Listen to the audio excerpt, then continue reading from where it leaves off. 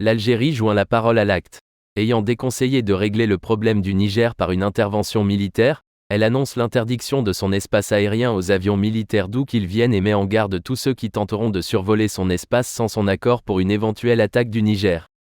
Lors de sa visite de travail à N'Djamena, au cours de laquelle il a remis un message personnel du chef de la junte, le général Abdrahmane Chiani, à son frère d'armes, le président de transition du Tchad, le général Mahamad Déby Itno, le premier ministre du Niger, Ali Zein, parmi les requêtes, a demandé que les autorités du Tchad veillent, rigoureusement, pour que leur espace aérien ne serve pas à attaquer le Niger.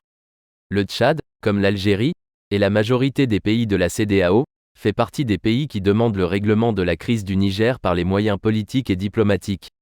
Au Niger, on considère que le pays vit, déjà, sous un régime de transition politique. Le précédent libyen est dans tous les esprits, pays détruit, gratuitement, par la France de Nicolas Sarkozy et l'OTAN d'Obama Clinton, ce qui explique que les Africains soient aujourd'hui, vent debout pour faire échouer une éventuelle intervention militaire qui reposerait sur les frêles épaules des présidents ivoiriens, Alassane Ouattara, sénégalais, Macky Sall, et béninois, Patrice Talon, dont on se demande franchement ce qu'il vient faire dans cette histoire.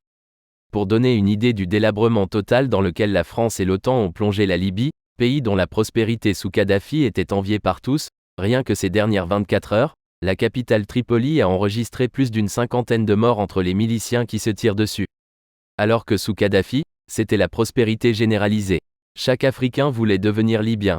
Pour faire face aux Ouattara, Sall et Talon, un recrutement massif de volontaires va être lancé, cette fin de semaine, à Niamey et dans les villes de l'intérieur du pays pour recruter des combattants dont le but sera d'épauler les forces armées et de sécurité du Niger, du Mali et du Burkina Faso, devant faire face à une éventuelle agression de la CEDEAO.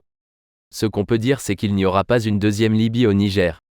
Ce projet porté par Ouattara, Sall et Talon, est voué à l'échec.